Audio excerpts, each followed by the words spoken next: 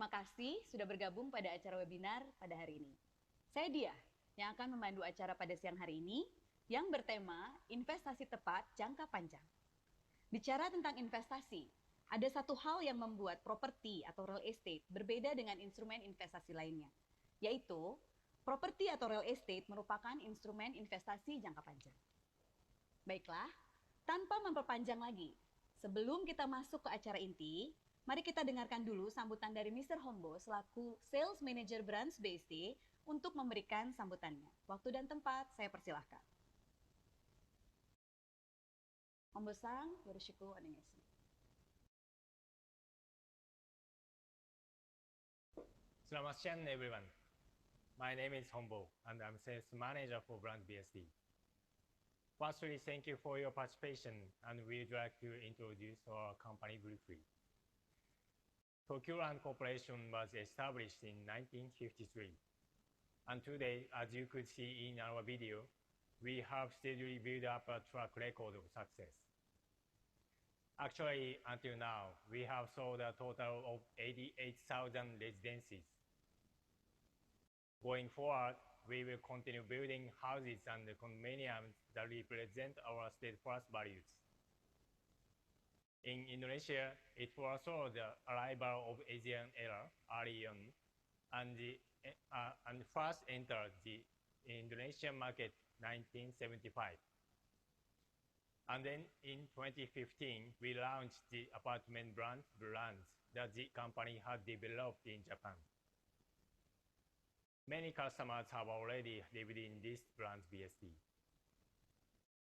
And then today, we'd like to show you the recommended asset formation method that utilizes our many years of experience.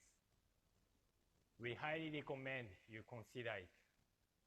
Terima kasih banyak. Arigatou gozaimasu.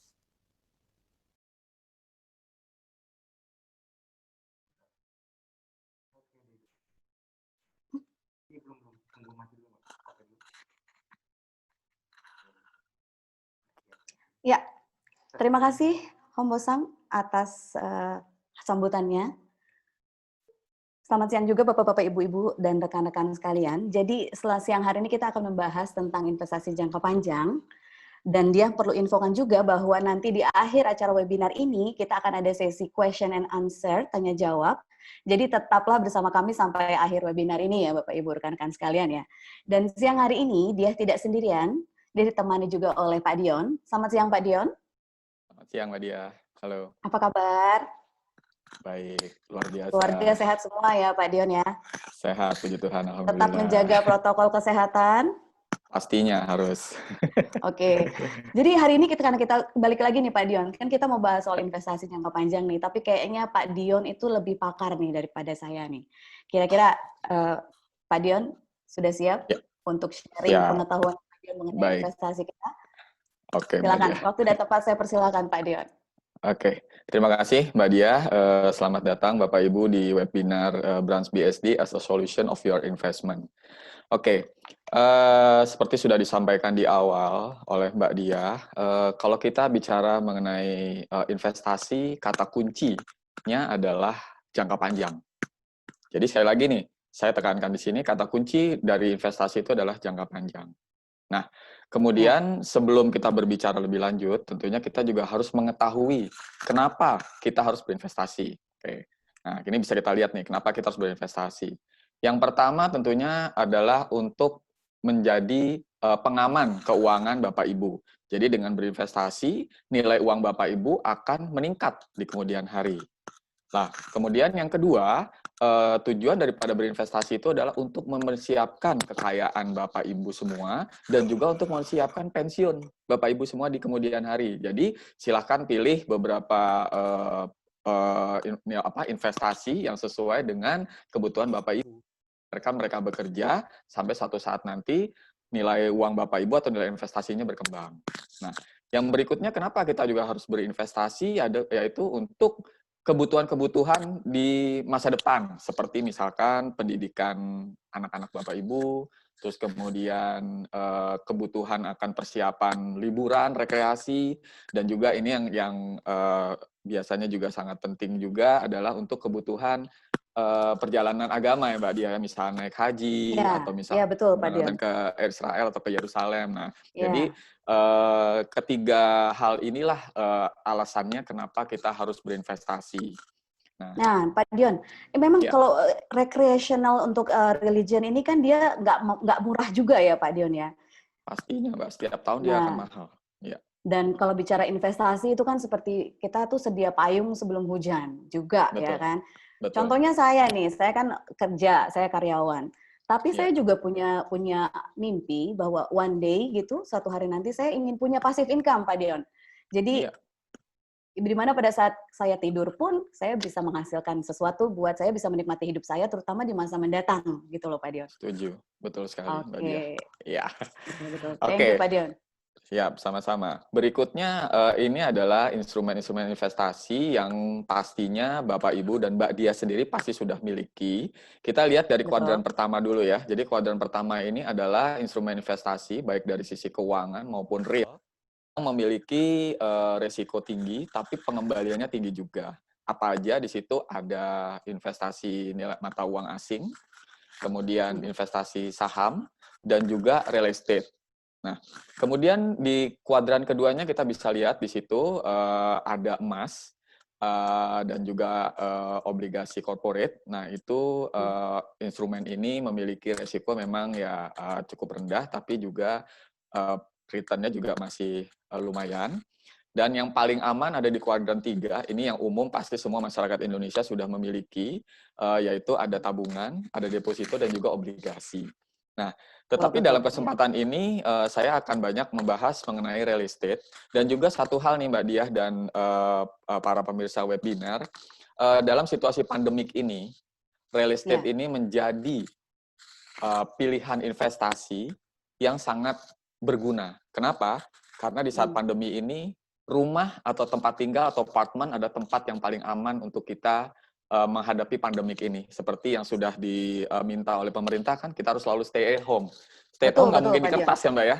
Stay at Ya home nggak betul. mungkin di emas ya kan. Jadi stay at home itu Nggak selalu mungkin, pasti nggak di mungkin. rumah atau di apartemen gitu ya. Jadi Setuju, setuju kedepannya Pak.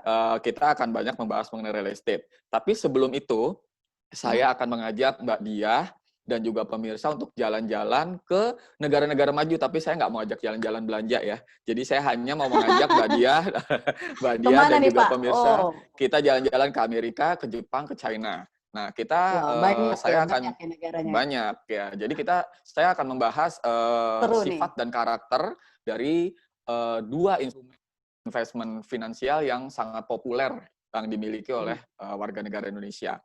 Yang pertama adalah mengenai deposito. Nah, deposito ini kita harus sama-sama mengetahui dan menyadari sifat dan karakternya. Jadi, kalau deposito ini mempunyai sifat dan karakter adalah bergantung kepada situasi dari sebuah negara tersebut. Artinya situasi apa? Perekonomian dan juga perkembangan negara tersebut. Nah, tiga negara ini, Amerika, Jepang, dan China adalah negara maju ya Mbak Diah ya. Jadi Ya, kita setuju. bisa lihat di chart ini, dari tahun ke tahun, bunganya atau interest-nya itu semua cenderung menurun. Kenapa bisa menurun? Ya karena mereka negara itu makin lama makin berkembang dan makin maju. Nah, bagaimana dengan Indonesia? Indonesia pun sekarang sedang berkembang, walaupun Betul. situasi seperti sekarang ini. Nah, tetapi di Indonesia lebih spesifik lagi, Mbak Diah. Jadi, Gimana tuh Pak? Indonesia bunga depositonya itu tergantung daripada BI rate. Nah, di sini kita bisa lihat BI rate di tahun 2019 itu 5%, dan di bulan Juli kemarin 2020 4% itu bunga depositonya. Turun ya Pak Jadi ya? makin lama semakin turun. Jadi ya silakan Bapak Ibu dan Mbak Diah bisa menyimpulkan sendiri apakah ini Ya. sebuah investasi yang baik atau bukan baik ya. Jadi sebuah investasi yang memiliki nilai yang tinggi atau tidak. Oke, berikutnya kita masih jalan-jalan di ketiga negara ini. Kita lihat instrumen investasi lainnya yaitu stok. Nah, ini tentunya juga yang sangat populer dan familiar di warga negara Indonesia. Nah, Benar Pak. kembali saya akan menyampaikan sifat dan karakter daripada investasi saham ini adalah saham ini Mbak Dia sangat-sangat sensitif terhadap market. Jadi Wah, dia sangat saya senang banget bergantung. nih Pak. Saya senang banget Nah, nih Pak Dio. Soalnya saya sendiri agak buta nih soal saham. Nah, terima kasih nih. Saya ikut belajar ya Pak ya. ya, jadi yang perlu kita ketahui ini Oke. dulu Mbak Dia, sifat dan karakternya dulu. Jadi sifat dan Hmm. karakternya itu adalah tergantung dari situasi market Mbak Dia. Tergantung dari situasi yang terjadi di sebuah negara tersebut. Let's say kita Hmm. ambil contoh, misalkan pada saat tahun 2008, itu semua negara mengalami krisis ekonomi global. Tentunya Iya. saham-saham di masing-masing negara tersebut, baik itu Amerika, Jepang, China, dan Indonesia, semua terkoreksi Mbak. Bahkan bisa Oke. terkoreksi dalam. Gitu kan. Nah, Oke. kemudian di Indonesia kita ambil contoh, misalkan di 2014 Hmm. itu terjadi pemilihan umum dan terjadi perpindahan kepemimpinan dari Pak SBY ke Pak Jokowi.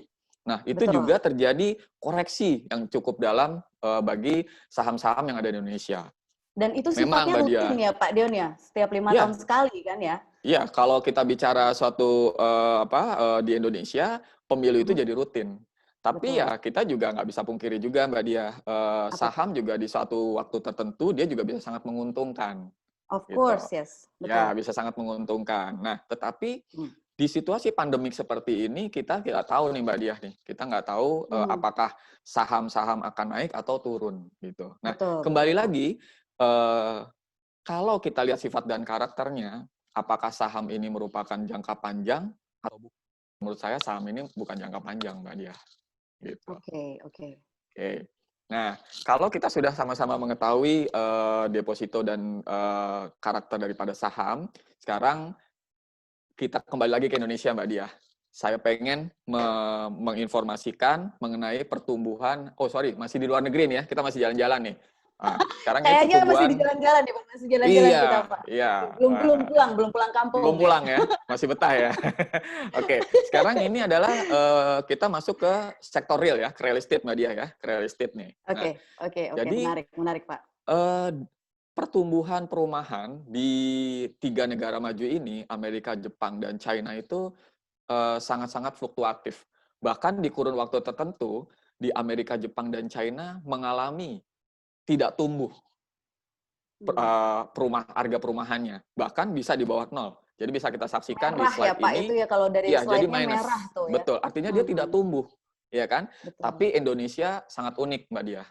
Nggak ada Indonesia merahnya tuh Pak Indonesia Pak. nggak ada merahnya. Walaupun Hmm. Indonesia mengalami fluktuatif kenaikan harga dan penurunan harga, tapi Mhm. harga properti atau real estate di Indonesia selalu naik, Mbak Diah.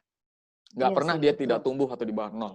Nah, maka Betul. dari itu, Tokyo Land Indonesia selaku developer dari Jepang pun mereka berinvestasi di Indonesia di bidang properti karena mereka memahami bahwa kondisi real estate atau properti di Indonesia sangat stabil, Mbak Diah.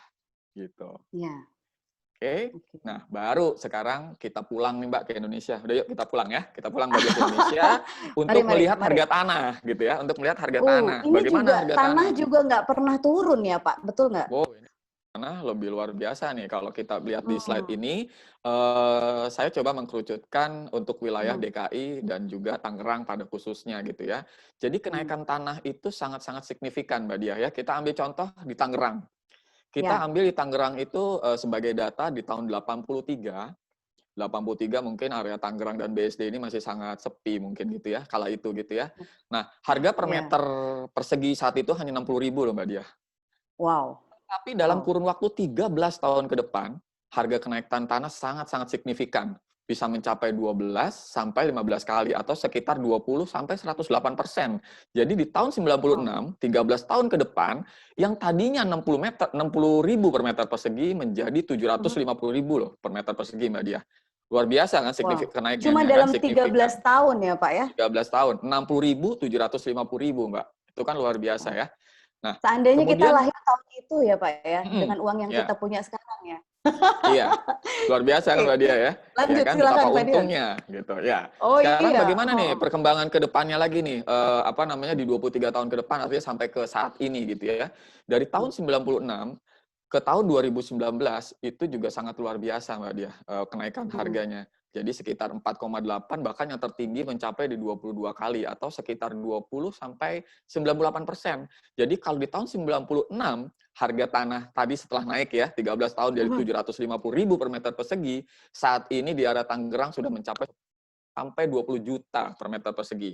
Berarti Wow. Bapak Ibu bisa bayangkan, bisa rasakan sendiri begitu luar biasa kenaikan harga tanah atau sangat signifikan kenaikan harga tanah di Indonesia, khususnya di Tangerang. Nah, Betul. Pak Dion, saya itu ya, diajari oleh orang tua saya ya, diberi pencerahan lah gitu. Kalau soal memberi properti itu, saya dinasihati, kamu nggak boleh tunggu lama-lama. Karena makin hari itu makin naik. Semakin kita betul. menunggu, semakin kita nanti malah jadinya nggak bisa beli properti. Pak Betul, Dion, betul nggak betul. menurut Pak Dion?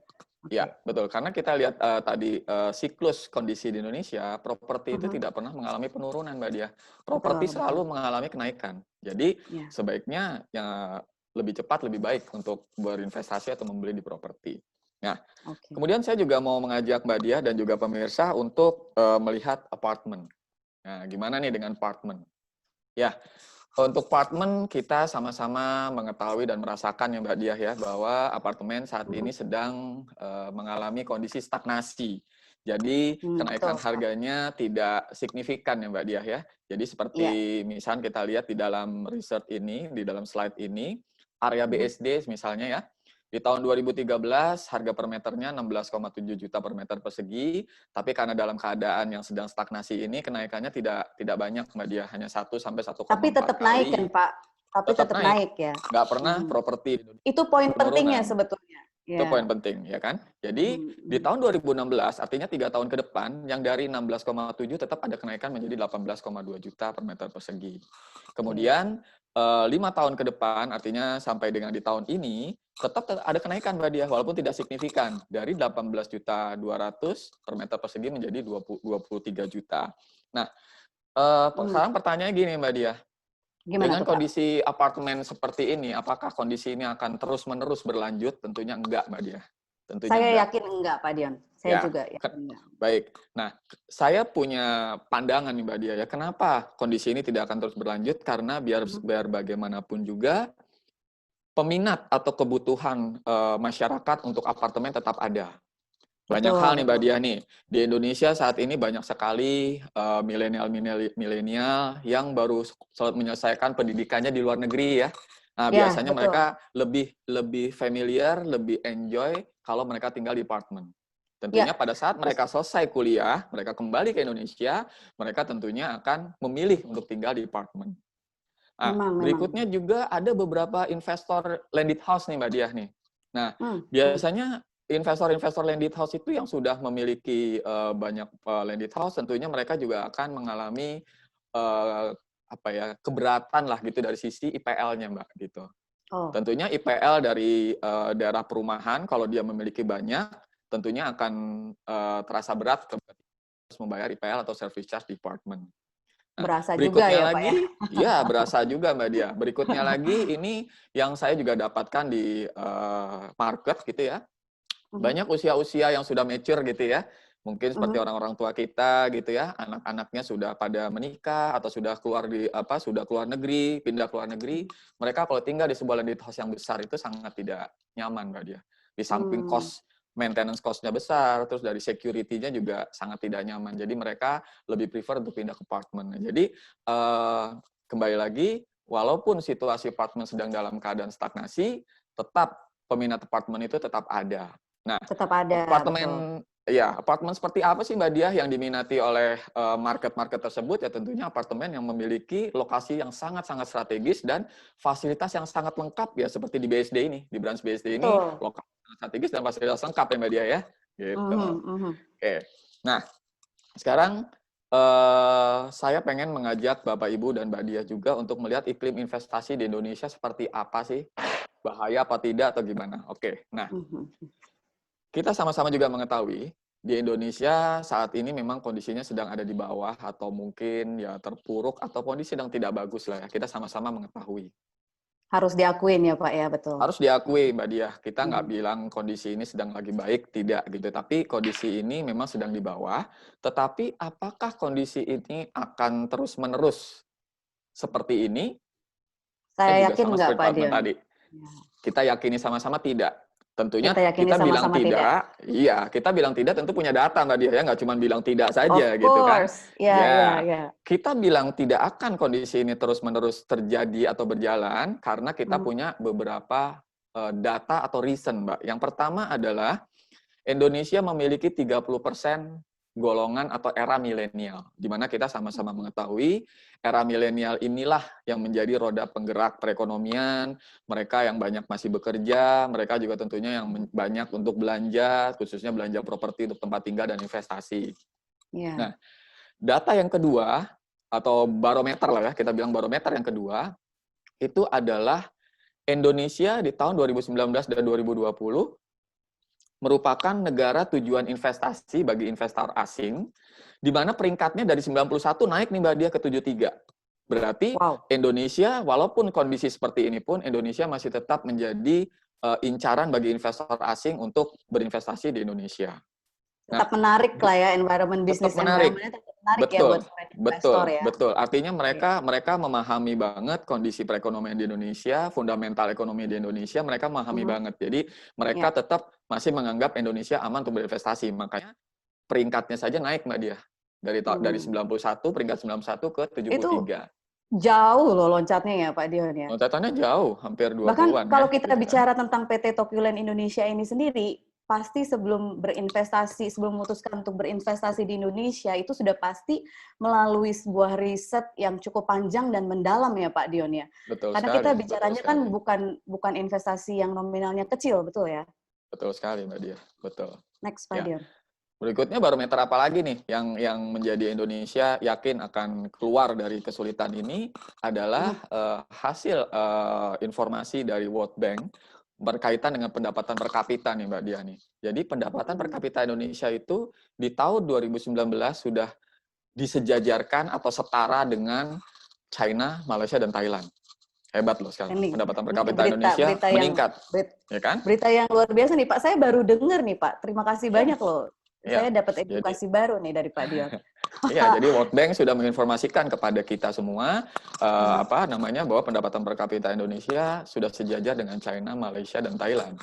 Nah, barometer yang keempat ya ini yang lagi happening nih Mbak Diah nih gitu ya. Jadi lagi Indonesia hype ya Pak, lagi hype. Jadi di Indonesia ini sangat gencar sekali pembangunan infrastruktur. Jadi di mana kita sangat mengetahui dan menyadari apabila di suatu wilayah atau suatu negara perkembangan infrastrukturnya atau pembangunan berjalan, tentunya perekonomian juga berjalan ya Mbak Dia ya. Jadi berbanding lurus ya Pak ya?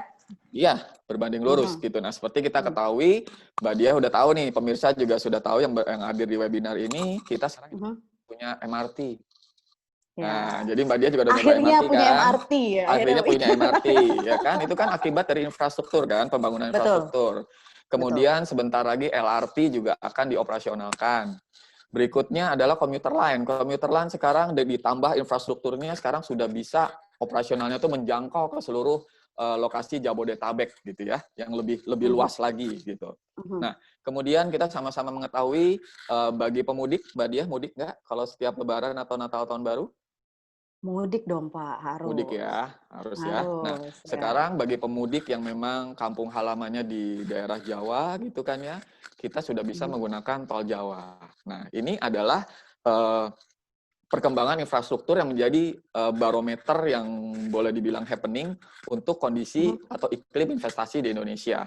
Nah, bahkan saya juga mendengar di berita saat ini pemerintah juga sudah akan memulai pembangunan MRT tahap 2 yang dari Tamrin sampai ke Kota Tua, Mbak Dia. Jadi betul, saya juga dengar beritanya, Pak. Bahkan katanya cukup panjang, kayaknya sekitar 80 something kilometer, betul ya? Iya. Jadi lebih panjang daripada Lebak Bulus Tamrin ya. Nah, ini artinya kan di sini kita sama-sama menyadari gitu kan ya bahwa perekonomian Indonesia walaupun sekarang kondisi Indonesia dan juga dunia sedang dalam keadaan tidak baik, tetapi kondisi perekonomian Indonesia masih boleh dikategorikan bertahan lah gitu ya. Jadi saya sampaikan Bapak Ibu investor termasuk Mbak Dia sendiri tidak perlu khawatir untuk berinvestasi di Indonesia karena Indonesia memiliki 4 barometer yang saya sudah sampaikan tadi Mbak Dia. Betul, betul. Saya setuju Pak Dion. Soalnya kita harus yakin, karena kalau soal keyakinan ini mengenai bangsa kita harus mulai dari diri kita sendiri dulu, betul ya? Betul, betul. Ya, Ya, perekonomian kita akan membaik dan akan terus berkembang ke depannya. Oke. ya, baik. Oke, berkaitan Terima dengan kasih. kondisi di Indonesia nih Mbak Diah ya, barometer yang tadi saya sampaikan adalah penduduk ya, populasi penduduk. Nah, kita sekarang lihat nih populasi penduduk, yang tadi saya sudah sampaikan, populasi penduduk yang mendominasi atau sebagai boleh dibilang penggerak perekonomian itu adalah era milenial nih Mbak Diah ya. Milenial, betul. Ya, era milenial. Kita lihat nih sekarang di Indonesia, Jepang, dan China. Di tahun ini nih Mbak Diah ya, di tahun 2020. Jalan-jalan lagi nih Pak kita Pak, jalan-jalan lagi. Jalan-jalan nih sebentar, jalan-jalan. Aduh, hebat sekali kita lihat nih Mbak Diah ya. Ini seru nih Mbak Diah nih, bagus sekali data ini. Jadi di tahun 2020 di Indonesia era milenial itu menduduki posisi 31% dari total populasi yang ada. Nah, kemudian kita skip lagi ke 20 tahun ke depan, jadi 2040 itu kondisinya masih sama nih Mbak Diah. Nggak jauh beda 9, ya? Nggak jauh beda dari 2020 dari saat ini. Diprediksinya seperti itu. Bagaimana dengan Jepang dan China? Di Jepang tahun ini, golongan milenialnya atau usia produktifnya itu masih berada di 29%. Tetapi di 20 tahun ke depan mulai menurun nih Mbak Diah. Dia diprediksi akan mencapai hanya 23% dari total populasi si usia produktifnya ini atau golongan milenialnya.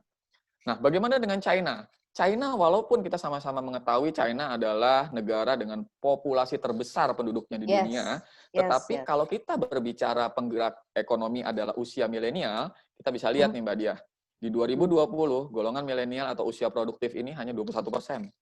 Nah, menurun ya, Pak, di 20 tahun ke depan semakin menurun Mbak Diah, jadi hanya 19%. Artinya 20 tahun ke depan atau di 2040 diprediksi di China itu akan kebanyakan usia-usia yang sudah tidak produktif lagi Mbak Diah.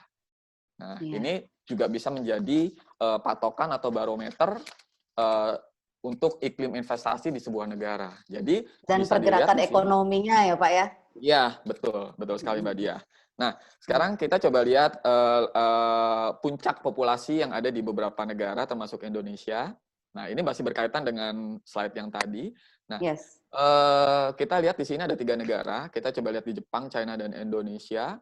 Jepang itu yang warna hijau nih Mbak Diah ya. Jadi Jepang itu mengalami puncak populasi tertinggi itu di tahun 2010 Mbak Diah. Bahkan udah lewat dia. Ya, udah lama Jadi berlalu puncaknya udah lewat, udah berlalu kurang lebih 10 tahun. Dan dilihat dari grafik pertumbuhan penduduknya, itu lama-lama menurun Mbak Diah. Berarti makin sedikit. Bagaimana dengan China? China kita lihat yang biru. Seperti tadi saya sampaikan, China itu adalah negara dengan populasi penduduk paling tinggi di dunia. Tetapi the biggest, the biggest kan. Nah, diprediksi dia akan mencapai tingkat populasi tertinggi itu di 2030. Selebihnya dia akan menurun sampai dengan tahun-tahun berikutnya. Nah, kapan nih Indonesia mencapai titik puncak populasi atau populasi tertinggi? Diprediksi populasi tertinggi di Indonesia adalah di tahun 2065, Mbak Diah. Berarti masih ada 40 tahun ke depan. Masih panjang sekali ya. Masih panjang, berarti masih aman. Roda perekonomian itu untuk berkaitan dengan populasi masih sangat aman gitu. Dan dengan generasi milenial yang baru yang akan bermunculan nanti di masa mendatang ya Pak. Ya, betul sekali Mbak Diah. Jadi di sini kita bisa lihat sama-sama bahwa Indonesia masih sangat-sangat aman untuk bicara mengenai investasi yang dikaitkan dengan kondisi populasi. Nah, kemudian kita juga bisa melihat dari beberapa artikel-artikel yang ada di media-media nih Mbak Diah nih gitu kan ya, seperti dilansir di Antara News gitu kan, disampaikan bahwa analisa nilai iklim investasi Indonesia akan stabil di 2020 walaupun kondisi sedang dalam keadaan tidak baik, tapi masih bisa dikategorikan stabil. Kemudian dari CNBC Indonesia juga di sana menyampaikan pemerintah mengobrol investasi insentif pajak sehingga diharapkan investasi bisa lebih bergairah di Indonesia, dan media Indonesia juga melansir infrastruktur sedang gencar-gencarnya di Indonesia sehingga ini yang bisa seperti Pak Dion bahas tadi ya Pak ya. Betul sekali Mbak Diah. Nah, Oke. di sini saya ini kan saya bisa lihat nih artikel-artikelnya kan reliable ya source-nya Pak ya. Ya, Saya sendiri ya, baca nih di CNBC Indonesia bahwa Indonesia ini ternyata punya company startups yang paling banyak Pak se-Asia Tenggara. betul, Bahkan betul. bahkan Indonesia ini ternyata mampu mempertahankan pertumbuhan ekonomi di atas 5% dalam kurun waktu 5 tahun terakhir, Pak Dion. Betul Jadi sekali. kita balik lagi, kita nggak perlu takut atau khawatir gitu ya. Kita Iya, tetap perlu yakin bahwa iya, kita akan lebih baik lagi nih ke depannya nih pasti. iklim Betul sekali, Mbak. investasi dan ekonomi kita ya Pak Dion. Iya, betul sekali, Mbak Dia. Oke. Eh, Selanjutnya, apa namanya, setelah kita tadi sudah sama-sama mengetahui dan membahas bagaimana karakteristik dari saham deposito, Dan perkembangan properti. properti dan sebagainya. Nah, tentunya saya pengen menginformasikan ke Mbak Diah dan Ya, yang para investor yang hadir, kenapa sih harus investasi di properti gitu kan ya? Tentunya itu harus diketahui juga nih. Jadi nggak cuman oh kita tahu perkembangannya begini signifikan segala macam, tapi kita harus tahu harus nih ada gitu. Jadi reasoningnya ya Pak ya, harus ada alasannya apa? reasoning. Kenapa Bapak Ibu, Mbak Diah dan kita semua harus punya properti atau berinvestasi di properti. Oke. Mhm, mhm. Yang pertama itu adalah dengan memiliki properti kita bisa mendapatkan income, Mbak Diah. Jadi kalau Hmm. Bapak Ibu dan Mbak Diah memiliki properti, let's say apartemennya disewakan, tentu dapat income. Passive Nah, income tadi ya kemudian Pak ya. passive income. Jadi kedua, dengan memiliki properti tentunya akan memiliki capital gain, Mbak Diah.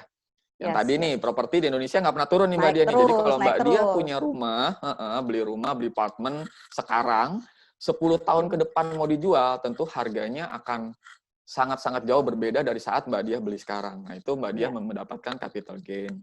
Nah, betul. berikutnya, dengan memiliki properti, kita bisa memiliki nilai tambah. Nilai tambah misalkan rumah kita atau apartemen kita dekorasi, kita bikin, kita desain sebagus mungkin gitu kan ya. Itu tentunya akan menaikkan nilai tambah dari properti kita. Nah, Ya.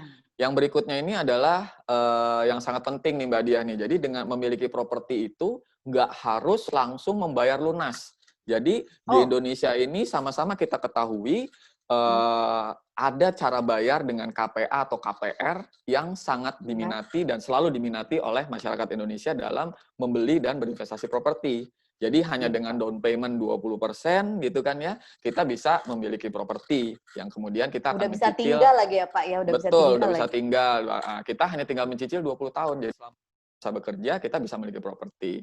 Nah, yang Hmm. berikutnya itu kenapa kita harus memiliki properti adalah properti merupakan jembatan dari inflasi. Jadi kaitannya ke nomor satu tadi. Jadi kalau kita menyewakan properti kita dan kita mendapatkan return, nah tentunya return dari properti akan di atas inflasi nih Mbak Dia. Nggak akan mungkin Udah sama atau pasti, di bawah udah pasti. inflasi. Ya. Dari Nah, sepanjang track record-nya tuh udah pasti, Pak Dion. udah pasti, udah pasti. Jadi nggak akan pernah investasi properti kita itu pengembaliannya akan sama atau di bawah inflasi. Ya. Nah, berikutnya properti juga merupakan jaminan yang baik kalau misalkan kita membutuhkan dana yang kita akan agunkan ke bank, properti menjadi agunan yang sangat baik, Mbak Dia, dan bisa cepat Ya. untuk diproses pinjamannya. Nah, Ya. yang berikutnya adalah dengan properti adalah merupakan personal control. Jadi kita punya properti, kita nggak diatur orang nih Mbak Dia, kita ngatur sendiri. Contoh nih misalkan, Indonesia ini kan tipe rumahnya rumah tumbuh nih Mbak Dia ya. Ya, Jadi betul, Pak Dion. misalkan saya saat membeli rumah masih satu lantai. Terus kemudian saat ini kita ada rezeki lebih, terus kemudian kita bangun nih. Karena sesuai dengan pertumbuhan, saya punya anak makin besar, saya Nambah butuh anak ya, tambahan Pak ya. ruangan dan sebagainya, nah, gitu. Jadi saya yang kontrol Ya, sendiri Mbak gitu, enaknya di betul. situ. Nah, yang terakhir ini adalah dengan memiliki properti, properti adalah kebanggaan dari pemiliknya. Nah, jadi Ya. misalkan nih, zaman saya kecil, mungkin sampai sekarang kali ya. Jadi kita selalu dengarkan kalau misalnya, oh Mbak Dia tinggalnya di mana? Oh Mbak Dia tinggalnya di Menteng loh. Mbak Dia tinggalnya di Pondok Indah loh gitu kan. Atau Amin, sekarang Mbak Dia amin, Pak tinggalnya di Dion, BSD amin. gitu kan ya. Nah, itu tentu akan menjadi kebanggaan dan pride buat si Yes, yes. pemiliknya gitu Mbak Dia. Jadi ya Ya. ini adalah 8 reason kenapa Bapak Ibu dan Mbak Dia dan kita semua harus memiliki properti dan berinvestasi properti, Mbak Dia. Gitu. Wah, Pak Dion, terima kasih banyak nih. Sangat menarik sekali penjelasannya. Bahkan buat saya pribadi, saya dapat tambahan pengetahuan yang lumayan banyak juga nih, Pak Dion. Ya. Nah, terutama saya senang banget di bagian added value yang Pak Dion tambahkan tadi, yang Pak Dion jelaskan tadi. Karena apa? Kalau properti itu punya added value, terutama sih kalau menurut saya tuh kayaknya kalau kita punya properti di lokasi yang strategis, ya kan, yang tepat, terus juga surrounding-nya pas gitu ya, surrounding-nya banyak, fasilitasnya banyak, itu juga akan jadi added value yang sangat berharga sekali buat kita, buat capital gain kita ke depannya ya Pak ya. Betul, betul. Terima kasih banyak Pak, penjelasan yang luar biasa. Sama Mbak Dia. Oke. Nah, sekarang sesuai dengan tema kita hari ini kan Mbak Dia ya, kita ini pengen tahu juga nih, kenapa harus BSD gitu kan. Nah, kenapa harus BSD? Nah, ini saya juga di sini akan ditemani oleh teman saya Pak Randy. Nih, Pak Randy ini memang sangat menguasai nih daerah BSD. Jadi, pakar ya Pak ya? Wah, lah untuk daerah BSD gitu ya. Jadi silakan Pak Randy bisa di-share kenapa harus BSD.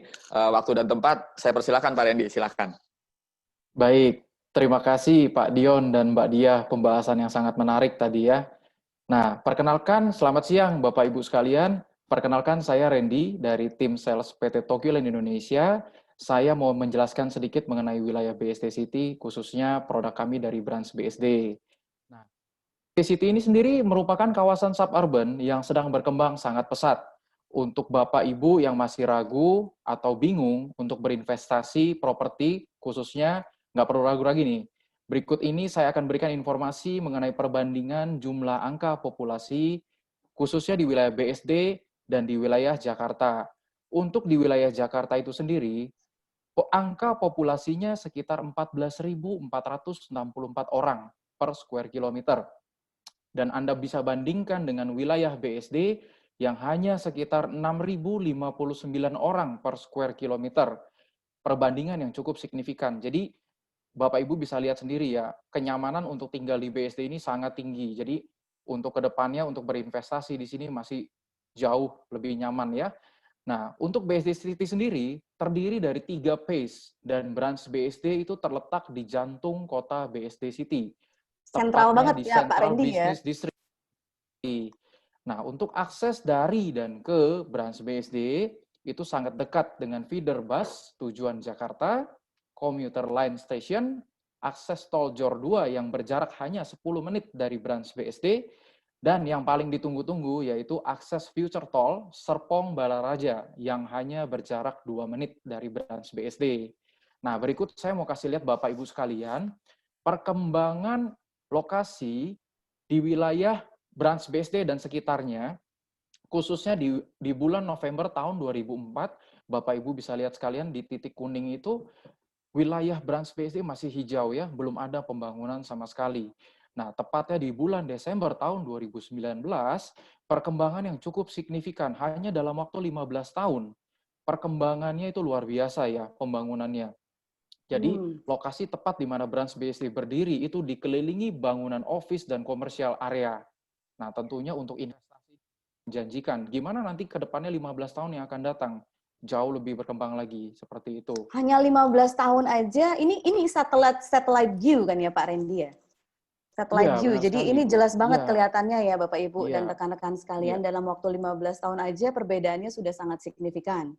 Oke, silakan lanjut Pak Randy. Nah, berikut saya akan kasih lihat perkembangan akses tol, khususnya di wilayah Serpong area. Jadi, pada bulan Maret 2004, selesai dibangunnya akses tol Serpong Jakarta, dan jalan tol ini mempermudah orang yang tinggal di wilayah Serpong BSD ke wilayah Jakarta. Pada bulan Mei 2019, tersambungnya tol baru nih, akses tol baru dari Serpong Kunciran dengan Jor 2. Dan saat ini yang sedang dalam tahap pembangunan yaitu Future Tol Serpong Balaraja yang tersambung dengan Jor 2. Nah, berikutnya saya akan kasih lihat akses tolnya ini tersambung sampai ini. Jadi menyambungnya pembangunan akses tol ini yang tadi saya sampaikan, Future Tol Serpong Balaraja akan tersambung dengan Jor 2. Dan interchange-nya itu sendiri hanya berjarak 2 menit dari branch BSD atau hanya 500 meter aja nih. dekat sekali nih Pak Randy ini. Deket banget ya. Ya, Nah, soalnya kan kita hmm, hidup di masa yang cepat ya, hmm, semuanya tuh ya, cepat gitu. Jadi ya, mobilitas kita juga tinggi, time is money-nya itu benar. benar-benar Ya, penting banget gitu loh, ya kan? waktu Dan lebih dengan penting punya ya. akses, yes, karena kalau udah pergi nggak bisa kembali ya kalau namanya waktu ya. Hmm, Dan kalau dengan hmm. akses yang seperti ini akan sangat mempermudah mobilitas orang-orang yang memang tinggal dan memakai fasilitas infrastruktur ini ya Pak Randy ya. Benar sekali Mbak Dia. Nah, tentunya nggak cuma akses aja nih. Tentunya ada selain akses, BSD City juga ditunjang dengan banyak fasilitas komersial, yaitu tempat beribadah, pusat olahraga, fasilitas kesehatan, hotel, dan pusat perbelanjaan. Nah, nggak cuma itu, di samping itu banyak juga perkembangan perusahaan baru nih yang masuk di wilayah BSD. Nah, selain itu Wow. ada juga fasilitas yang ditunjang untuk penghuni di wilayah BSD, yaitu fasilitas International School, International University, yaitu dan office building. Nah, office building itu sendiri banyak berkembang perusahaan IT nih yang masuk di Wow, wilayah BSD. Seperti itu. keren banget loh ya Nah, Pak. benar sekali, Bu. Jadi jangan sampai ketinggalan nih untuk investor atau misalnya buat mereka nih yang baru ngelirik BSD, yuk langsung aja Iya mampir kayaknya dan lihat BSD langsung ini ya. kayaknya udah kayak mau digitalisasi gitu ya sistem eco-living-nya Ya, ya. Keren banget ya. sih. Mm. Nah, berikut ini saya mau sampaikan mengenai produk Branch BSD. Nah, Branch BSD ini dibangun oleh dua perusahaan Jepang, yaitu PT Tokyo Land Indonesia dengan Diamond Realty Investment. Nah, Diamond Realty Investment ini anak usaha dari Mitsubishi Corporation yang khusus di bidang real estate. Bangunnya ini dengan total ketinggian 31 lantai di atas lahan sebesar 1,6 hektar dengan total unit 1.256 unit. Nah, berikut Bapak Ibu sekalian, saya akan berikan cuplikan video fasilitas yang ada di Branch BSD. Silahkan.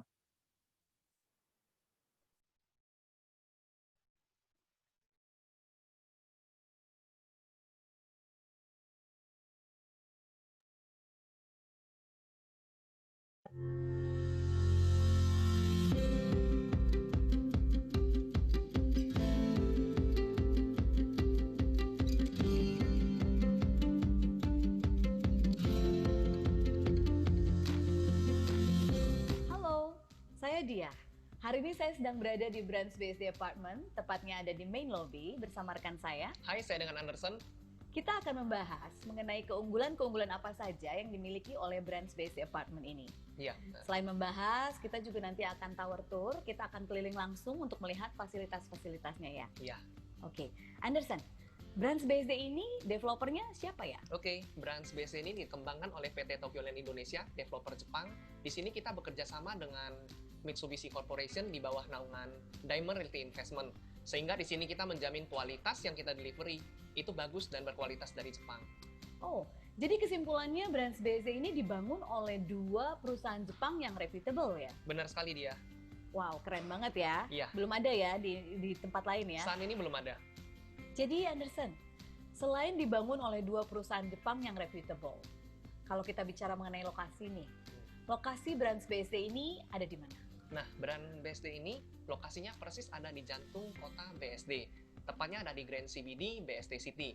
Untuk akses menuju gerbang tol itu hanya membutuhkan sekitar 10-15 menit.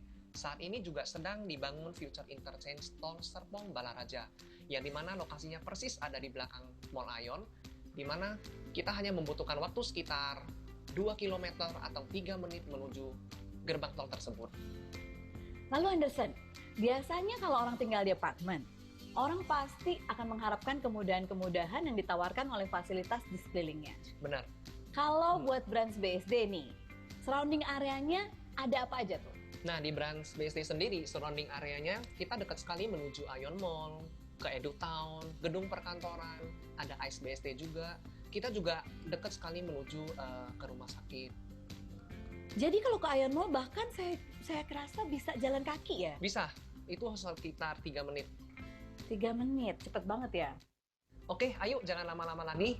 Saya antar dia melihat fasilitas kita yang ada di Branch BSD. Boleh banget, ayo. Oke, silakan.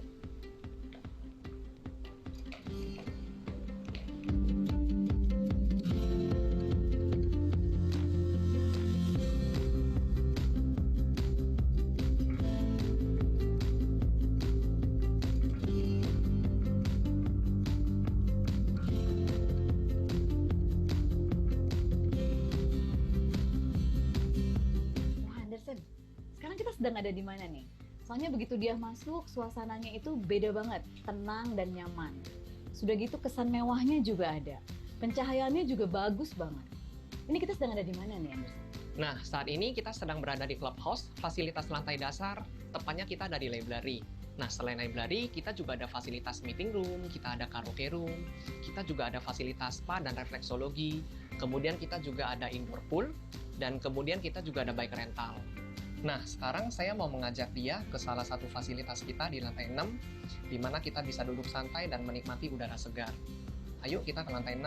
Yuk, boleh.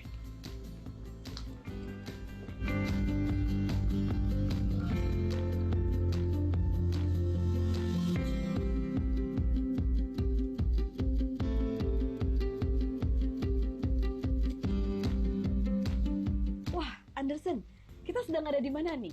Kok saya sepertinya dapat ambience yang, oh ini breezy, banyak angin ya, terus hijau, ada gazebo-nya juga, ada suara air mengalir, terus rasanya tuh jadi seperti sedang ada di resort-resort di Bali gitu. Benar sekali. Saat ini kita sedang berada di area water feature.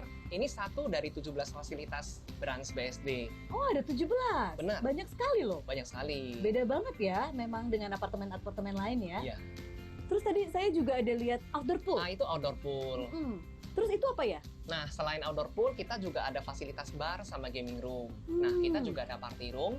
Party room ini fungsinya bisa untuk ulang tahun anak, bisa untuk arisan, bisa juga untuk event spesial lainnya.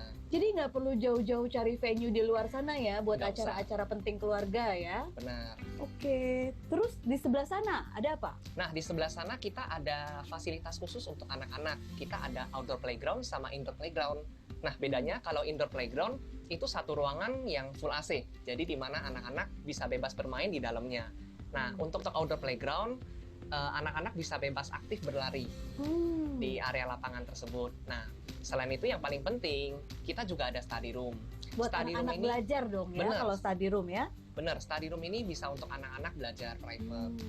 Supaya bisa lebih fokus ya, Benar. belajarnya mungkin mau belajar sama teman-temannya, dengan guru yang sama mungkin ya. Benar sekali. Oke, kalau gym, Nah, di sini untuk gym kita udah gratis loh. wah enak dong. Jadi udah nggak perlu membership di luaran lagi ya. Iya, udah nggak perlu. Motong biaya bulanan juga ya. Jelas. Terus selain gym, tapi alatnya lengkap apa tuh? Alatnya sangat lengkap di sini untuk heavy equipment lifting kita komplit. Kita juga ada untuk treadmill. Nah, selain Kardio ya. kardio bener. Selain itu kita juga ada gymnastic studio. Ini fungsinya untuk misalkan ibu-ibu atau wanita ingin yoga, pilates ataupun senam. Kita bisa Wow. menggunakan gymnastic studio. Enak banget dong ya dengan tinggal di Branch BSD ini, kita sama dengan kita itu udah nggak perlu kemana-mana lagi, betul nggak? Benar Udah sekali. kayak one stop living, nggak perlu repot-repot dibawa mobil keluar gitu ya, buang waktu ya. Benar. Oke, saya jadi makin penasaran nih Anderson. Unitnya bagaimana nih di Branch BSD? Boleh untuk penjelasan lebih lanjut mengenai unit, ayo kita jalan. Ayo. Ya. Wah Anderson, terima kasih banyak nih hari ini sudah diajak keliling-keliling fasilitas di Branch BSD. Tapi dia masih penasaran soal unit. Available unit yang ada di Branch BSD saat ini ada tipe-tipe apa aja tuh? Nah, di Branch BSD sendiri saat ini kita ada available 3 unit. Tipe 1 bedroom, 2 bedroom, sama the new 3 bedroom. Yang paling penting di sini unit kita udah siap huni dan semua unit kita udah semi furnish.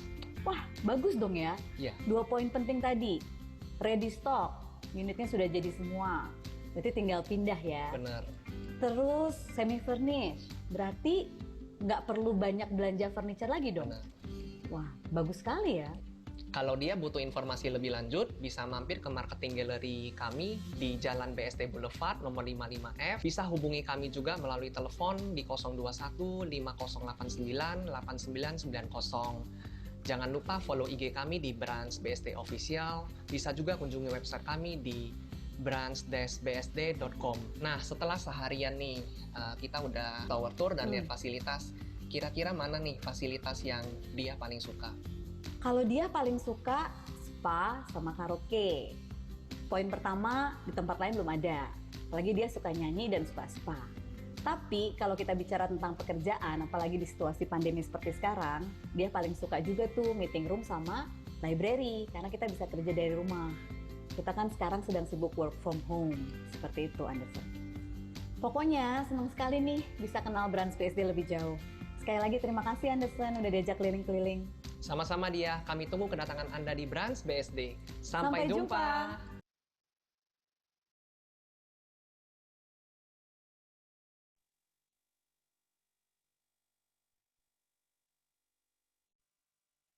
Oke, Bapak-Bapak Ibu investor dan rekan-rekan sekalian, tadi udah diajak jalan-jalan ya, lihat fasilitas Brands BSD. Terima kasih Pak Randy untuk sharing videonya. Di sini dia mau Wah, luar review biasa sedikit ya. nih.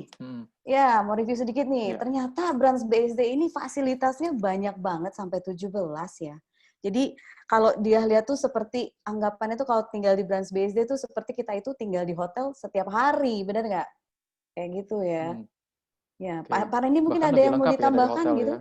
Oh iya, Nah, bahkan lebih lengkap dari salah hotel, satu betul. salah satu keunggulan yang ada di Branch BSD yaitu kita menerapkan sistem apartemen yang ada di Indonesia dari Jepang ke Indonesia. Nah, ini smart unique features. Nah, salah satunya ini drinkable water tap, and then Japanese plumbing system dan smart energy system. Nah, jangan lupa Air juga kerannya bisa kita langsung diminum ya, Pak Randy bisa ya? langsung diminum, benar. Dan kita di Aman sini nggak juga tuh? tentunya ya aman dong Aman nggak tentunya. itu? Jadi itu ada saringannya. Jadi untuk saringannya itu bisa di-maintain. Jadi setahun sekali bisa diganti seperti itu. Oh, Nah, dan tentu juga kita di sini pet friendly kondominium seperti itu. Oke, terima kasih nih Pak Randy, penjelasannya sangat luar biasa sekali. Sama-sama. Oke, tadi dari Pak Dion, saya tuh ada di info Ya. bahwa Pak Dion itu punya proposal katanya yang mau ditawarkan sama Bapak Ibu Oh, dan ya. rekan-rekan saudara-saudara sekalian. Silakan Pak Dion. Oke, Mbak Dia. Wah, bagus banget ya. Mantap tuh BSD ya. Keren, keren. Iya, betul. Oke, Mbak Dia dan juga para investor di webinar hari ini. Ini kami akan memberikan proposal penawaran yang memang luar biasa. Jadi, kita menawarkan kepada investor untuk beli 3 unit nih, Mbak Dia. Tapi jangan kaget 3 dulu. ya, Pak ya? Wah, Oh. 3 unit mahal dong gini-gini. Jangan Sabar shock dulu ya, Pak ya, sebentar. Jangan shock sabar. dulu ya. Jadi, Oke. proposal 3 unit ini saya akan jelaskan dulu. Propose-nya itu unit pertama itu dijadikan unit hunian. Jadi dipakai Bapak sendiri Ibu ya, Pak ya? dihuni sampai kapanpun. Terus kemudian ada unit kedua yang kita rentalkan, tetapi di tahun ke-12 kita jual unit tersebut. Dan yang ketiga, kita masih ada 1 unit yang kita tetap sewa-sewakan selamanya. Oke. Nah, general assumption-nya adalah yang tadi, jangan shock, kita nggak bayar 3 properti ini secara lunas, Mbak Diah. Jadi kita menggunakan cara bayar KPA untuk 20 tahun. Oh, Nah, kredit KPA ya, Pak ya? Ya, dengan kredit KPA. Jadi untuk 1 bedroom di Branch BSD ini penawaran KPA-nya kurang lebih di 1,5 per unitnya nih Mbak Diah nih. Itu sudah termasuk PPN, ya kan? Sudah termasuk PPN. Sudah termasuk PPN. Nah, kemudian kita juga harus lihat timeline investment-nya seperti apa. Nah, ini seperti ini nih Bapak Ibu nih, sebelum kita lihat ke lebih detail ya. Jadi seperti pembicaraan saya di awal, unit pertama kita akan gunakan sebagai unit hunian nih Mbak Diah sampai selamanya. Dipakai, kita tinggal. Ya, buat tinggal. Nah, kemudian unit yang kedua itu kita investasikan atau kita sewa-sewakan juga sampai selamanya. Nah, jadi passive unit income yang ya, Pak ketiga, ya sebagai passive income. Unit yang ketiga juga passive income nih Mbak Diah nih. Kita sewa-sewakan, tetapi kita break di tahun ke-12. Ya, kita break di tahun ke-12. Nah, di mana di tahun pertama itu tentunya ya Bapak Ibu harus mengeluarkan initial investment. Initial investment-nya apa aja sih? Ya tentunya harus membayar down payment, terus kemudian ada installment KPA. Nah, terus kemudian kita ada namanya grace period nih Mbak Diah, ada grace period. Jadi seperti kita ketahui biasanya itu apartemen kita worst case-nya lah gitu ya, kurang lebih baru mendapatkan sewa itu di tahun kedua lah setelah misalkan kita menyiapkan unitnya, kita renovasi, kita isi furniture dan sebagainya. Nah, kemudian kita lihat di dalam cash flow-nya ini. Nah, ini yang sangat penting nih yang kita akan tawarkan kepada Bapak Ibu. Jadi di tahun pertama tentunya dalam komponen cash flow ini ada down payment ada KPA dan repayment. Jadi Mbak Dia mungkin boleh balik ke ininya. Nah ya, jadi komponen untuk cash flow ini ada down payment, ada biaya cicilan KPA-nya, dan juga ada repayment atau pelunasan. Nah, seperti timeline investment yang sudah kita sampaikan di awal tadi, berarti di tahun pertama, di tahun 2020 ini, untuk ketiga unit, Bapak Ibu harus mengeluarkan initial investment kurang lebih 1,2 miliar. Untuk apa aja sih 1,2 miliar itu Mbak Dia? Ya tentunya untuk membayar DP masing-masing unit tersebut, terus kemudian membayar cicilan KPA-nya untuk masing-masing unit tersebut. Nah, kedua, kita persiapan nih Mbak Dia nih untuk mencari sewa, untuk melakukan renovasi dulu, ngisi furniture dulu gitu Takes kan. time ya Pak, ya itu tetap perlu waktu betul. juga ya, yang kita perlu pikirkan juga ya. Betul. Nah, berarti kita juga harus masih mengeluarkan uang nih Mbak Dia nih, kurang lebih cost yang kita keluarkan sekitar 377 juta. Nah, di mana biaya itu untuk apa sih? Ya biaya itu adalah untuk membayar cicilan KPA di tahun kedua. Nah, di tahun ketiga, barulah di situ kita mendapatkan sewa nih Mbak Diah nih, kita mendapatkan sewa. Nah berarti kan sudah ada income di situ Mbak Diah ya, tapi kita juga masih tetap harus membayar cicilan ke bank untuk ketiga unit tersebut. Nah di sini kita bisa lihat Mbak Diah, di tahun ketiga ini uang yang harus investor keluarkan menjadi hanya 169. Jadi dari 1,2 di tahun pertama, 377 juta di tahun kedua, menjadi 169. Ya, 969 juta di tahun ketiga. Kenapa? Karena sudah ada penyewanya nih Mbak Diah nih untuk 2 unit tersebut. Betul, sudah passive income-nya double ya Pak ya? Double passive income-nya. Nah, jadi di tahun ketiga inilah ada satu benefit di mana income sudah berjalan dari 2 unit tersebut, jadi hanya dengan 169 juta per tahun, itu sudah bisa untuk mencicil 3 unit. Atau kalau kita hitung per bulan itu 14 juta per bulan untuk ketiga unit. Nah, seperti timeline investment yang tadi saya sampaikan, kita sampai nih Mbak Diah di tahun ke-12, yaitu di 2031. Tentunya di 2031, karena 2 unit kita sewakan, kita dapat income lagi kan Mbak Diah ya. Tetapi betul, di tahun tersebut, atau di tahun ke-12 tersebut, unit yang ketiga, kita jual Mbak Diah. Berarti, dijual nih Pak ceritanya ya, yang unit 3 tadi. Kita sarankan untuk dijual. Tujuannya untuk apa sih Mbak Diah? Tujuannya adalah kita tentu dapat capital gain ya. Jadi kalau kita beli di tahun 2020, terus kemudian di tahun 2031, kita dapat capital gain dari 1 unit yang kita akan jual tersebut.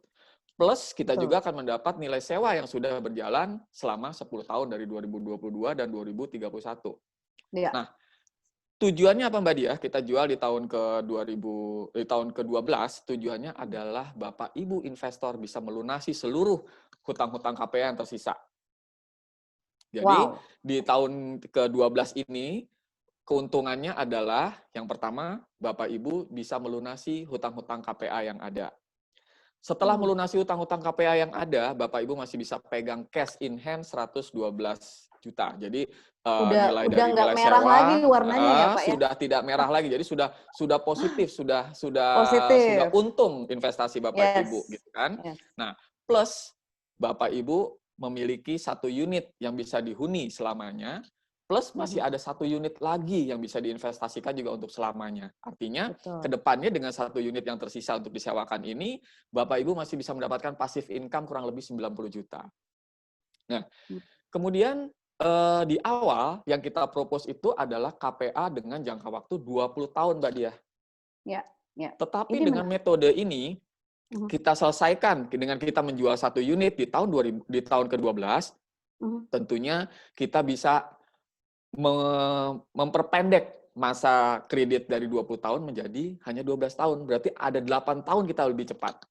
8 tahun lebih cepat, hutang kita sudah lunas, kita punya passive income berjalan, kita punya unit untuk dihuni, kita punya unit yang masih bisa untuk disewakan. Nah, jadi ini penawaran yang sangat luar biasa. Iya, benar Mbak Diah. Amazing sekali. Jadi kesimpulannya itu Bapak Ibu tuh bisa memiliki apartemen, ya kan? Cara bayarnya KPA, terus juga di tahun ke-12 udah bisa kita lunasin ya dengan penjualan yang 1 unit itu tadi ya Pak Dion ya. Betul. Jadi udah lunas tuh, udah debt free, bahkan udah ada pemasukan dari passive income unit yang disewa-sewakan tadi. Betul. Jadi sebetulnya tambahannya nih Pak Dion, proposal yang ditawarkan Pak Dion barusan ini Bapak Ibu investor itu awalnya KPA 20 tahun, ternyata tahun ke-12 sudah bisa lunas, itu sama dengan saving 8 tahun ya Pak Dion ya, lumayan Betul sekali. sekali, betul Wah, ini sekali. boleh jadi bahan pertimbangan nih Pak Dion.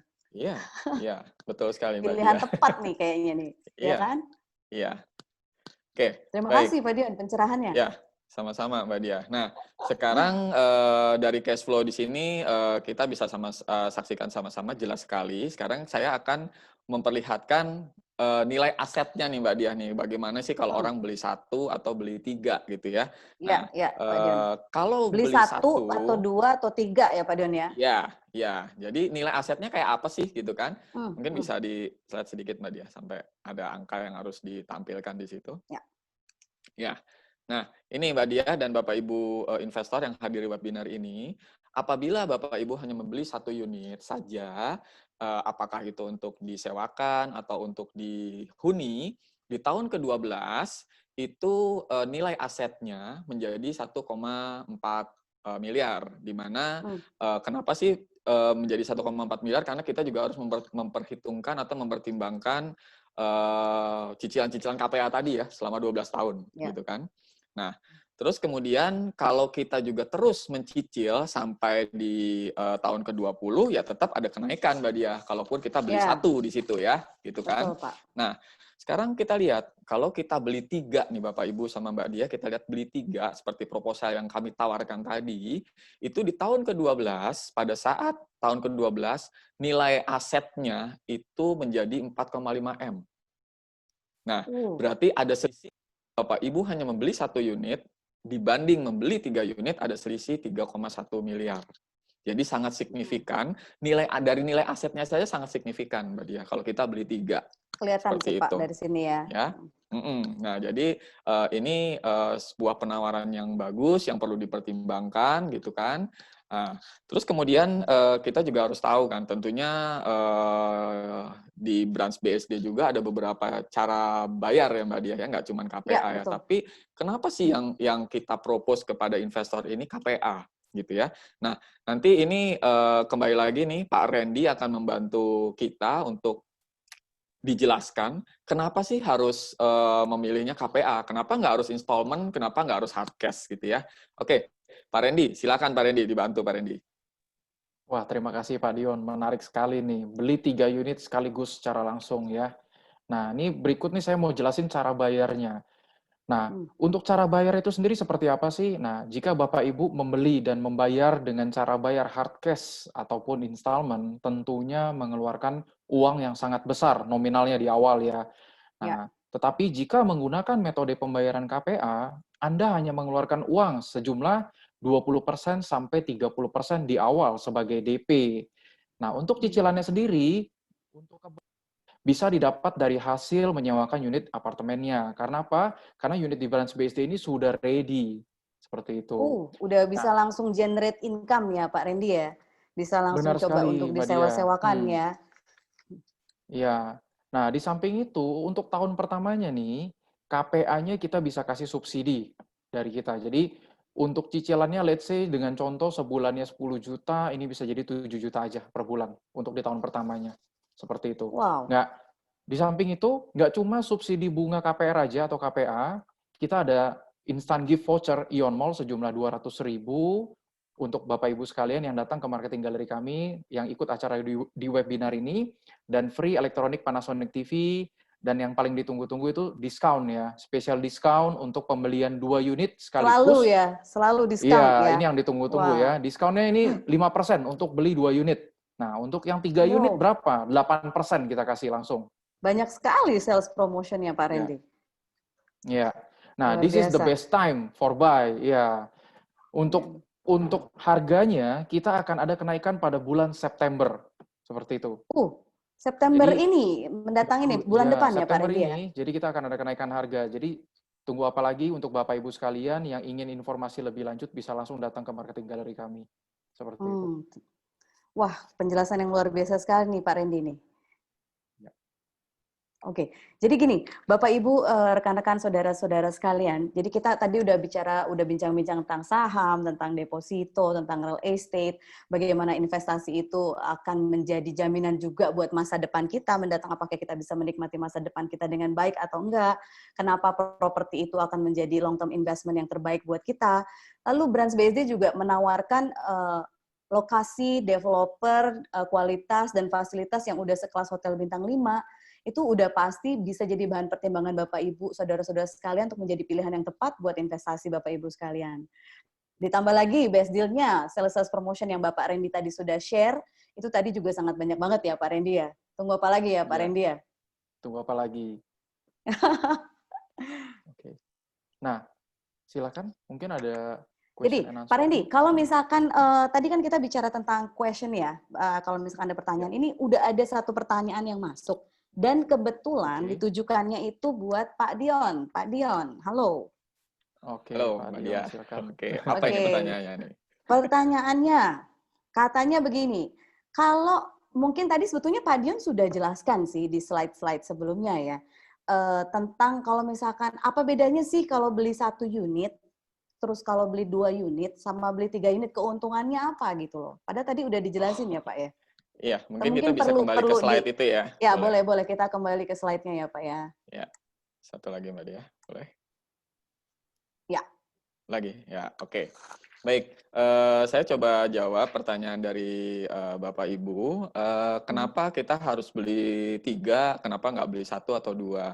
Ada 2 alasan nih Mbak Diah nih. Yang pertama, alasan pertama tentunya dari fungsi ya. Dari fungsi kita sudah bisa lihat dari proposal kita. Kalau kita cuma membeli 1 saja secara fungsi, kita tidak leluasa ya. Kalau kita punya properti lain untuk huni, kita bisa investasikan unit yang 1 ini. Tapi kalau kita masih belum punya unit properti yang lain, ya terpaksa kita tinggal di unit tersebut kan. Berarti tidak bisa diinvestasikan atau dikaryakan. Nah, tetapi kalau kita membeli 3 unit, ya tentunya seperti proposal kita. Jadi ada beberapa fungsi yang kita bisa lakukan di situ.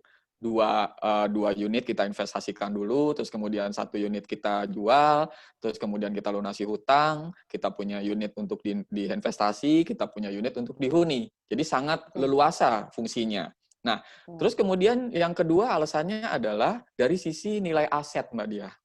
Dari sisi nilai aset, kalau kita hanya membeli 1, itu dari harga KPA yang kita tawarkan tadi untuk 1 bedroom, 1,5 M, itu menjadi 1,4 M, Mbak. Kenapa? Karena selama 12 tahun kita kan harus membayar cicilan KPA ke bank. Tetapi pada saat kita membeli 3, itu nilai asetnya itu dengan ada yang dijual sehingga naik, nah itu nilai asetnya menjadi 4,5. Jadi dari sisi nilai aset saja sudah berbeda, Mbak. Jadi lebih menguntungkan kalau kita membeli dengan 3 unit di 1 bedroomnya Brands BSD dengan metode yang sudah kita tawarkan tadi. Itu jawabannya, Mbak Dia. Oke, terima kasih Pak Dion. Lalu ada satu pertanyaan lagi nih, satu lagi, dan ini spesifik katanya karena Pak Randy ini pakarnya di BSD, di Brands BSD terutama. Jadi pertanyaan ini mengenai kalau kita bicara, tadi kan kita bolak-balik kita bicara tentang passive income, betul ya Pak Randy ya? Nah, ini ada pertanyaan, katanya, tapi ini pertanyaannya satu sebetulnya, tapi beranak. Jadi yang pertama, menarik ya. Ya, sangat menarik. Dan ini berkaitan dengan kalau di Brands BSD, tadi kan Bapak Randy dan Pak Dion membahas tentang tipe 1 bedroom ya, kalau beli 1, 2, atau 3, betul ya? Nah, kalau harga sewa 1 bedroom di Brands BSD itu range-nya di harga berapa tuh, Pak Randy? Silakan. Itu yang pertama, anak pertama ya? Oke, silakan dijawab dulu. Nah, untuk harga sewa di Brands BSD sendiri sini, untuk yang 1 bedroom, itu di angka 120 juta per tahunnya. Sangat profitable. Seperti itu. Itu kalau dari sisi persentase dibanding dengan harga beli, itu berapa persen tuh, Pak Ren? Itu 8%. Jadi let's say 120 juta kita bagi, ya 1,5 miliar itu dapat 8%. Faktualnya berarti lebih tinggi dari bunga deposito, terutama bunga deposito kita pada saat ini, betul ya Pak Ren? Iya. Oke. Ya. Lalu dan ini tentunya nih, juga Pak yang Randy dijelaskan oleh Pak Dion tadi. Iya. Itu untuk jangka panjangnya sangat bagus, seperti itu. Oh, of course, dari capital gain dan lain-lainnya ya Pak Ren. Iya. Lalu yang ini anak yang kedua, Pak Randy. Anak yang kedua ya. Oke. Kalau di Branch BSD, prospek sewanya, profil sewanya itu siapa-siapa aja nih orang yang sewa di Branch BSD? Oke. Prospek sewa di Branch BSD itu sendiri, ya Branch BSD dikelilingi banyak pusat perbelanjaan, International University, International School, dan Oke. gedung perkantoran. Nah, banyak perusahaan IT baru yang memulai buka kantor di wilayah BSD. Nah, ini Oh, menarik yang sekali nih. startup company itu tadi ya Pak Ren? Iya, benar, Hmm. benar. Dan tentunya akses yang mudah dijangkau, seperti itu. Yang kedepannya bahkan akan lebih mudah lagi dengan future akses yang Benar. akan dibangun ya di daerah BSD ini sendiri Iya, ya. Oke, masih benar. siap untuk pertanyaan anak yang ketiga Pak Randy? Oke, silahkan. Oke, ini yang terakhir ya Bapak Ibu, saudara-saudara sekalian. Oke. Pertanyaannya, kalau di Branch BSD tipe yang paling favoritnya itu tipe apa nih Pak Ren kira-kira? Nah, tipe yang paling favorit di kami itu Branch BSD itu yaitu one bedroom. Biasanya orang yang membeli di Branch BSD ini hanya untuk second home biasanya ya. Dan setelah Ya, dipakai staycation itu ya. Iya, benar sekali. Dan setelah itu dipakai bisa disewakan jauh lebih mudah. Ya, Jadi pada passive saat income nggak tentunya ya. dipakai, mereka masih bisa sewa-sewakan juga gitu ya. Oke. Iya, iya. Terima kasih Pak Oke. Randy, Pak Dion, penjelasannya luar Terima biasa. kasih. Ya. Oke. Jadi Pak Nah, Randy, untuk kalau misalkan kita mau ada yang mau nanya lagi nih lebih jauh, Oke. itu bagaimana tuh Pak Randy? Tentang Oke, Branch BSD ini untuk sendiri. Bapak Ibu sekalian yang misalnya mau nanya lebih lanjut mengenai Branch BSD, bisa hubungi kami di Branch BSD Marketing Gallery di Jalan BSD Boulevard, Parcel 55F, Grand CBD BSD, Tangerang. Nah, Marketing Gallery kami buka dari Senin sampai Minggu, dari jam 9 pagi sampai jam 6 sore untuk di weekday, dan di weekend-nya kita tutup sampai jam 7 malam. Nah, bisa kunjungi website kami di www.branch-bsd.com atau bisa kontak kami di 021 5089 8990. Sampai Ya, jumpa kembali di lagi kita Marketing mau Gallery. menekankan ini nih Ya. Pak Randy, satu lagi. Walaupun di Oke. Branch BSD ini kan marketing galerinya buka setiap hari nih ya. Tapi kita Pak Randy bisa meyakinkan bahwa di Branch BSD protokol kesehatannya tetap dijaga ya Pak Randy ya. Ya, Social benar sekali. distancing, pakai masker dan lain Ya. sebagainya ya Pak Randy. Iya, tentunya seperti itu. Oke, sampai jumpa di Marketing Gallery Branch BSD.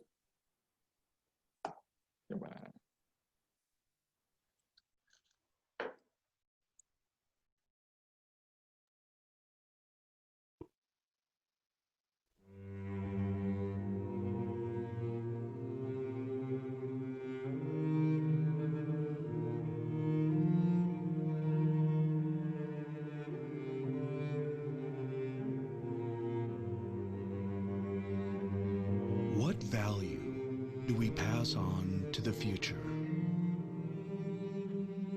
What kind of creation shapes an era? For more than half a century, Tokyo Land Corporation has helped build Japan. We continue to create new value in Shibuya and many other cities.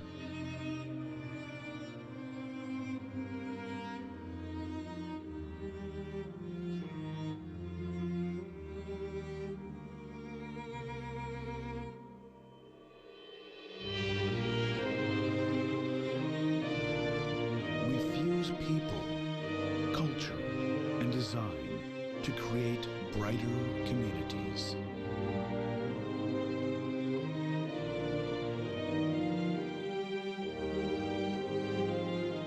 Sophisticated quality, stirring the emotions of hard-working people.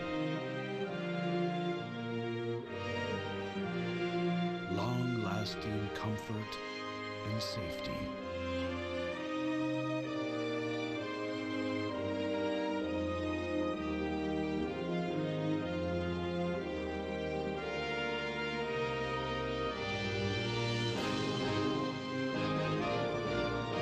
Years of trust and achievements built up across Japan, creating new value for people, cities, and the future.